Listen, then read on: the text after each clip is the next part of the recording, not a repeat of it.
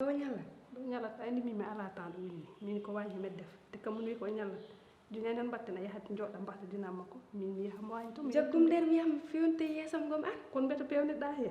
ani mbaɗa waɗa noɓade dog ngara min yawta wañi to wallahi wona ko cikkuɗa ho ni ko holɗum i sana aissata ɓi adama ko waɗi hanki dal min tinani hamin lili tan hamin nani konkon hedde minuit goni ɗo en tout cas no hulɓini de c'est déjà on mbiyata ko mbumde mbo jogui copain goɗɗo mi haalanma mbiɗa andi a tinara nakka an wattude mo ibadu ni aɗa jogui exercice mo mbaɗɗa wona on guddi guddi mais kami nannomo cours de vacance mi haalandema jinmi ko ya jab Allah mbaɗa ono wanma ni jooɗoɗa ɗo e galle he jooɗoɗa saabi Allah ballami min mi tampi vraiment yimɓe fo tampi vraiment accumi jooɗo tan am jeyan tan annene accumi jooɗo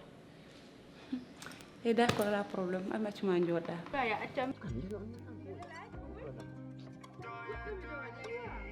batta ko mi yiɗa ɗum gaccam kanko namdotoma ko hoɗum defata